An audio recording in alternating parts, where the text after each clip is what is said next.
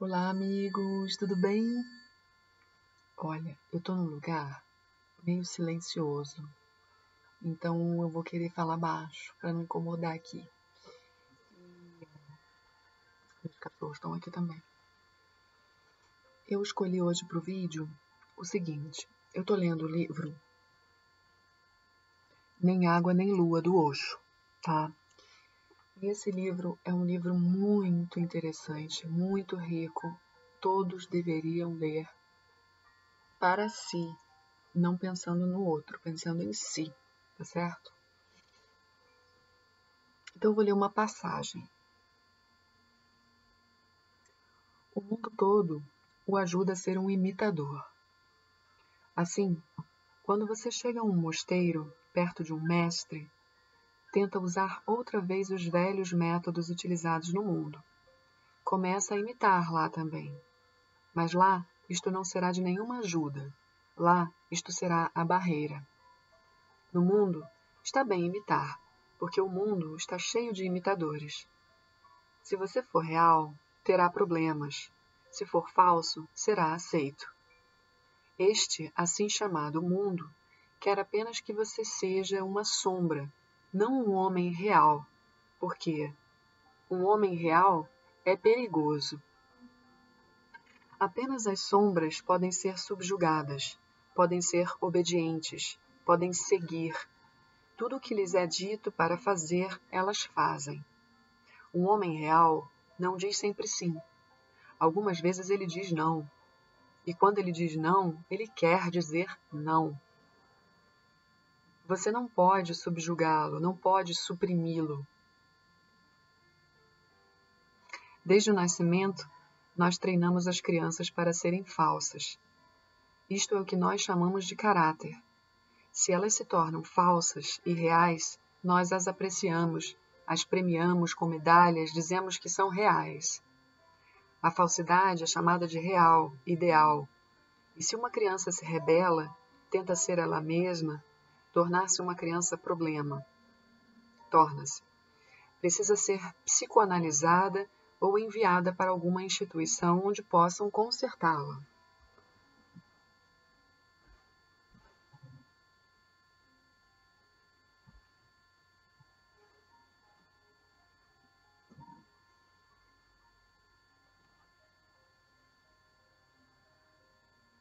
Onde podem consertá-la.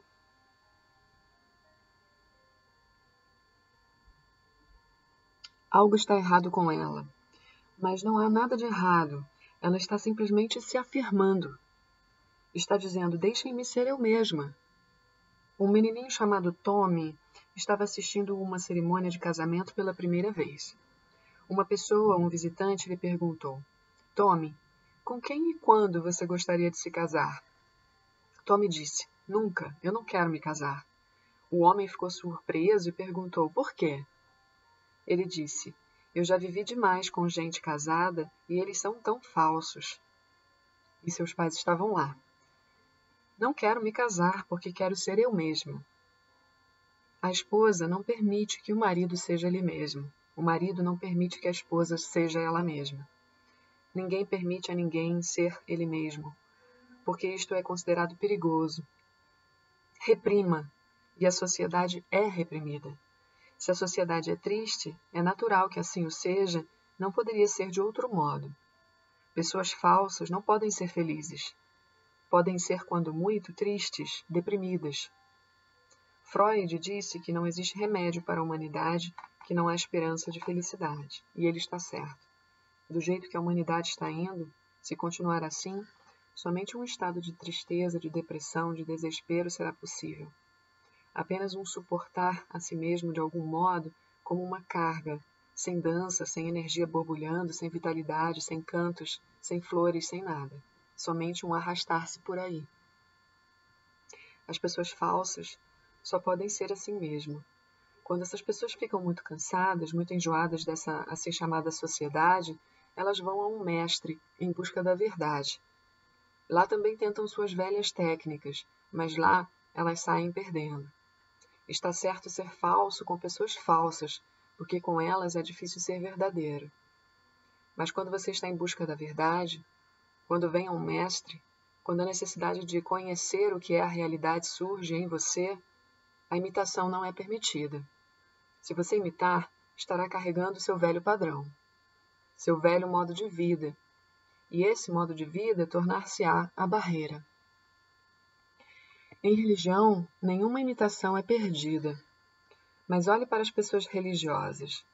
Você verá igrejas, templos, mesquitas, e lá encontrará os maiores imitadores. Isto significa que já não existe mais religião. As igrejas, os templos e as mesquitas são agora catacumbas. Com Jesus, você tinha de ser real, mas com o Papa, no Vaticano, você tem de ser um imitador. Agora o cristianismo do Vaticano faz parte da sociedade. Jesus nunca foi parte da sociedade. Permaneceu sempre um estranho. Todas as pessoas realmente religiosas têm permanecido estranhas, desligadas. Quando morrem, então igrejas são fundadas sobre seus corpos mortos. Essas igrejas são parte da sociedade. São manejadas pela sociedade, controladas por ela. A sociedade tem tramas muito engenhosas. Se você consegue escapar do mercado, logo é fisgado pela igreja porque ela é apenas uma extensão do mercado. O mercado alimenta a igreja, a controla. Na realidade, ele é o proprietário da igreja. Um padre não representa o divino, representa um mercado. O padre representa a economia política da sociedade. Marx está certo quando diz que a religião é apenas uma peça do jogo nas mãos dos capitalistas, dos feudalistas ou daqueles que exploram e são poderosos. A religião tem servido apenas como um instrumento de exploração. Marx está certo em relação à religião do Vaticano, a do Puri Shankaracharya e a da Meca e Medina, mas está errado sobre Maomé, sobre o original Shankaracharya, sobre Jesus. Está errado sobre Jesus. Está errado porque está errado porque eles existiram não como parte da sociedade, existiram na solidão, como estranhos. Existiram contra a sociedade e contra a imitação. Existiram como mensageiros do divino. Este é o significado de avatar, o significado de filho de Deus, o significado de profeta. Eles existiram como mensageiros do além. Lembre-se destas duas coisas e então entraremos na história. Lembre-se. Somente alguém que foi um discípulo real pode tornar-se um professor. Quem nunca foi discípulo, nunca soube o que é um aprendizado, nunca foi um aprendiz, não poderá jamais ser um professor. Antes de poder ensinar, você deve aprender. Mas todos querem ser professores sem terem sido alunos. Seu ego quer ser o mestre, não o discípulo. Então, você se torna um falso mestre. Neste caso, não apenas você estará em perigo, mas todos os outros que você estiver conduzindo. Quando um cego está conduzindo outros cegos, todos acabam caindo no buraco. Lembre-se disto, porque o ego sempre quer ensinar. É maravilhoso para ele dar conselhos, ensinar. Aperceba-se deste ego em você, porque você está fazendo isto também. Você não pode perder uma oportunidade para ensinar. Você tem perdido milhares de oportunidades para aprender, mas não pode perder nenhuma oportunidade para ensinar. Se alguém está falando, você mete o seu nariz na conversa.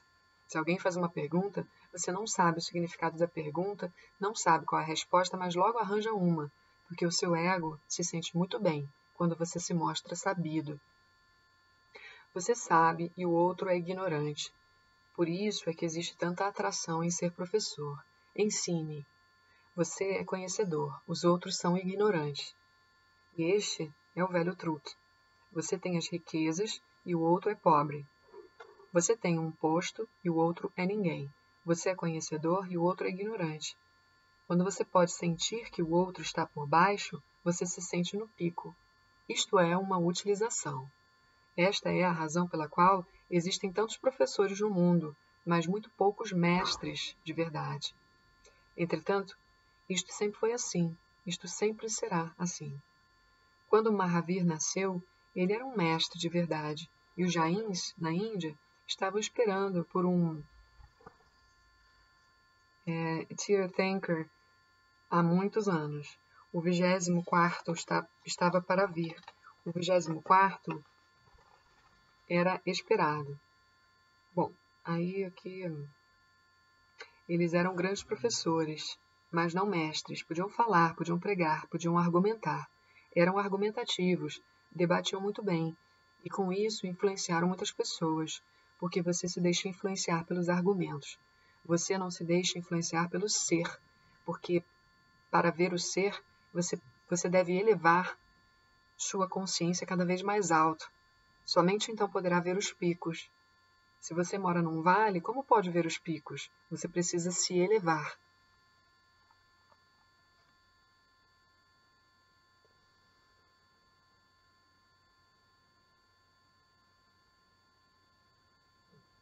Então, aí ele vai falar do mestre, tá? Quem iria a ele, o mestre? Mahavir. Mahavir era escorraçado de todas as vilas. Onde quer que chegasse, as pessoas o mandavam embora, porque por alguma razão ele estava sempre silencioso. Para você, um homem silencioso é sempre suspeito. Ele pode ser do CID ou do FBI, do CID ou do FBI. Assim, todas as vilas suspeitavam dele porque ele não falava nem olhava para ninguém e andava nu. Isto criava mais problemas ainda. As pessoas lhe perguntavam: por que você está nu? Mas ele permanecia calado. Ou você é um criminoso fugitivo ou um louco, porque só os loucos andam nus. Por que você está nu? Deve ser algum imoral, porque andar nu pelas ruas é o que há de mais imoral. E ele não respondia. Ou é um estúpido e não pode responder, ou é alguém suspeito. Talvez seja agente de algum país estrangeiro ou qualquer coisa assim. Eles o expulsavam para fora da cidade. Mahavir foi perseguido por 12 anos, e nós dizemos que as pessoas estavam esperando por ele. Mas só esperar não é o suficiente. Você precisa ter olhos para ver. Os judeus esperavam por Jesus milhares de anos. Jesus já veio e eles ainda o estão esperando. O que fazer com a mente humana? Os judeus ainda estão esperando pelo Messias e ele já veio. 20 séculos já se passaram, Jesus veio a eles, bateu em suas portas e eles se recusaram a crer, porque ele não estava falando do jeito que esperavam. Como pode o mensageiro do divino falar do jeito que você espera? Ele não é parte de você. Ele vem do além, não pode falar a sua língua. Qualquer coisa que ele diga será destrutiva para você. E ele o destruirá. Como você é, tem de ser destruído. Somente assim o novo poderá nascer. Mas os judeus recusaram-se a acreditar e ainda estão esperando.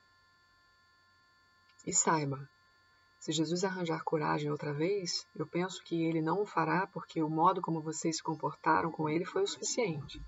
Mas se ele arranjar coragem, esquecer o que ocorreu há 20 séculos, esquecer como vocês o crucificaram, como o insultaram, como o desacataram, se ele esquecer e vier novamente bater à porta dos judeus que ainda o estão esperando, eles o refutarão novamente. Eles podem aceitar pessoas comuns com mentes extraordinárias, mas não pessoas em extraordinário estado de ser. Porque para ver este ser, você precisa se transformar. Como você está, não pode ver, não pode compreender Jesus. Lembre-se bem, o ego gostaria de se tornar um messias, gostaria de ser um tear thinker, de proclamar algo que não é. O ego é um grande proclamador, não possui nada, mas ele pretende muito. Existem muitos professores, fique alerta, do contrário, você poderá se tornar uma vítima. Lembre-se também de não dar nenhum conselho a ninguém, a menos que você tenha aprendido, tenha passado pelo processo de aprendizagem. E a aprendizagem é difícil porque requer uma rendição. Você tem de abandonar o seu ego, tem de se tornar um não-eu. Este é o paradoxo. A menos que você se torne um não-eu, nunca se tornará um eu.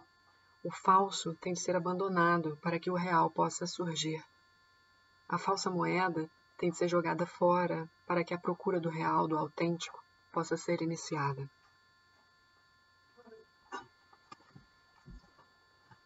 Eu acho que nenhum comentário que eu possa fazer vai estar à altura dessa mensagem. Então, eu só posso dizer para vocês que essa mensagem está aqui na página 77, 78, 79, 80 e 81 do livro Nem Água Nem Lua, do Osho.